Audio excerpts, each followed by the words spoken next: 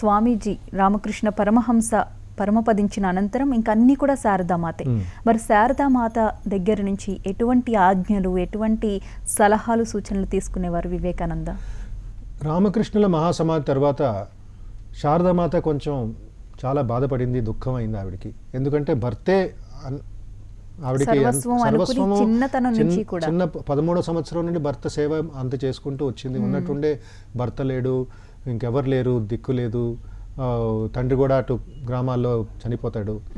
ఇంకా శిష్యుల ఒక బాధ్యత, ఆవిడలోనూ వేదన ఒక బాధ కలుగుతూ ఉండేది. శిష్యుతో చాలా రెస్పాన్సిబిలిటీ చాలా ఎక్కువైపోయింది. శారదామాత సోదరులు కూడా కొంచెం బాహ్య ప్రపంచం మీద వాళ్ళకి ఆశలు ఎక్కువ, కోరికలు ఎక్కువ. అక్కని ఈవిడే పెద్ద వాళ్ళ కుటుంబంలో. అక్కని ఏడిపిస్తూ ఉండేవారు. ఎందుకంటే భక్తులు వస్తున్నారు, వాళ్ళ డబ్బంతా వాళ్ళు దోచుకునేవారు. ఈవిడ కూడా రకరకాల ఇది ఉండేది, బాధలు ఉండేవి. దాంతోపాటు ఎన్నో సంవత్సరాలు తీర్థయాత్రకు వెళ్ళిపోద్ది ఈ బాధ నుంచి తప్పించుకోవడానికి. భర్త లేడు, ఇంకా రామకృష్ణ లేరు. మధ్య మధ్యలో రామకృష్ణులు వచ్చి ఆవిడకి కలలో కనబడి మంచి మాట్లాడి వెళ్ళిపోతారు. ఏ విధంగా అంటే ఒకరోజు భర్త చనిపోయిన తర్వాత స్త్రీలందరూ ఏం చేస్తారు, నగలు తీసేయడం, వాళ్ళ మంగళసూత్రం తీసేయడం, బొట్టు చెరిపేసుకోవడం, ఆ విధంగా లైఫ్ లీడ్ చేస్తారు. తెల్లబట్టలు వేసుకోవడం, గుండు కొట్టించుకోవడం అలాగా. అయితే ఎప్పుడైతే ఒక్కొక్క నగలు తీసేస్తుందో రామకృష్ణులు ప్రత్యక్షమయ్యి, ఓ శారద, ఏం చేస్తున్నావు నువ్వు? ఎక్కడికి వెళ్ళానని అనుకుంటావు నువ్వు? ఈ గది నుంచి నేను పక్క గదికి వెళ్ళానంతే. నువ్వు ఎప్పుడు కావాలంటే నీ దగ్గరే ఉన్నాను నేను, నగలు తీయద్దు అలాగా. అందుకే శారదాదేవి ఆవిడ ఫోటోలు చూస్తూ ఉంటే లాస్ట్ వరకు ఒక ఇది ఉంటుంది, బ్యాంగిల్ ఉంటుంది, కొంచెం బొట్టు ఉంటుంది, తర్వాత రెడ్ బార్డర్ చీర కట్టుకొని ఉంటుంది ఆవిడ ఇప్పుడు. సో టు నో దట్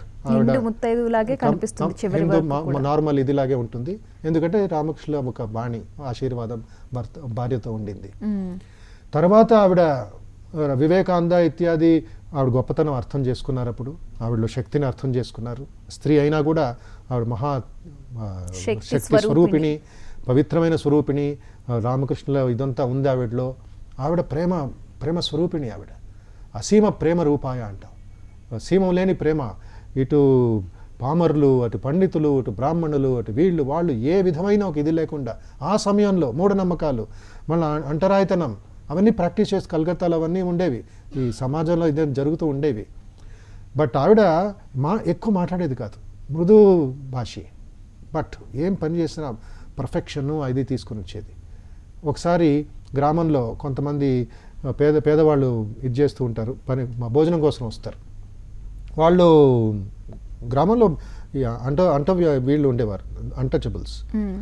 వాళ్ళకి ఎవరో ఒకళ్ళు ఈ హయ్యర్ కులం ఆవిడ వచ్చి చపాతీలు విసురుతూ వడ్డిస్తూ ఉండేది. టచ్ చేయకూడదు, ఇంకా దగ్గరికి వెళ్ళకూడదు అనమాట. అలాంటి స్వభావం గ్రామాల్లో ఉండేది. ఈవిడ చాలా బాధ కలిగి ఆ చపాతీలన్నీ వాళ్ళ చేతి నుంచి లాక్కొని పక్కన కూర్చొని మెల్లిమెల్లిగా ఒక్కొక్క చపాతీ తల్లి బిడ్డకు వడ్డిస్తుందో, అమ్మా మీరేం చేస్తున్నా అక్కడికి వెళ్ళకూడదు, వాళ్ళు నా బిడ్డలే, వాళ్ళలోనూ నా ప్రేమ వాళ్ళకి కలగాలి. ఎంత ముద్దుగా చక్కగా ఆనందంగా పెట్టిందంటే వాళ్ళు ఏడ్చేస్తారు. నువ్వు ఎంత హయ్యర్ కుటుంబంలో ఉన్నా కూడా, అమ్మా మా తల్లి కూడా ఇలాంటి వడ్డించదు, ప్రేమ చూపింది, వాళ్ళందరూ వాళ్ళ లైఫ్ మారిపోతుంది. ప్రేమ నింపుతుంది ఆవిడ. సో ఇలాంటి ఒక అద్భుతమైన వ్యక్తిత్వం శారదామాతది. ఇక్కడ మనం అర్థం చేసుకోవాలి, వివేకానంద హయ్యెస్ట్ రెస్పెక్ట్ ఏ విధంగా చూపించారంటే, అమెరికాకు వెళ్ళే ముందు ఒక పత్రం రాస్తారు మద్రాసు నుండి. అమ్మా, నువ్వు నాకు పర్మిషన్ ఇస్తే నేను అమెరికాకు వెళ్ళి గురుదేవుల సందేశాన్ని అక్కడ స్ప్రెడ్ చేస్తాను అని వెళ్ళే ముందు ఆయన వెయిట్ చేస్తారు. సో రామకృష్ణులలో ఈ విధంగా ఒక భవిష్యత్తులో ఒక సంఘం ఉండాలి, మంచి ఆధ్యాత్మిక ఒక వెలుగు భారతదేశంలో ఉండాలనే ఒక సంకల్పంతో ఈ శిష్యులందరికీ శిక్షణ ఇస్తూ ఉండేవారు. అదేవిధంగా శిష్యులు కూడా శారదామాత పక్క గదిలో ఉన్నా కూడా నహబత్ అనే గదిలో ఆవిడ్ని గౌరవించుకొని ఆవిడ దగ్గర మంచి విషయాలు నేర్చుకొని, తల్లి ఏ విధంగా తండ్రి రామకృష్ణులు తండ్రిగా ఉండేవారు, ఇటు శారదామాత సొంత తల్లిగా ఉండేది. వాళ్ళిద్దరి మధ్య ఒక అనుబంధం, ఒక ప్రేమ వాత్సల్యం చూపుకుంటూ వీళ్ళు గౌరవించుకుంటూ సేవ చేసుకుంటూ ఆ దక్షిణేశ్వర దేవాలయానికి వస్తూ ఉండేవారు. ఆ విధంగా 16 మంది ఒక అద్భుతమైన పూలగుచ్చలాగా రామకృష్ణులు జగత్తుకి ఆఫర్ చేశారు, జగత్తుకి అర్పించారు. అదే మనం వివేకానంద ఇత్యాది రూపంలో మనం భవిష్యత్తులో చూడబోతున్నాం.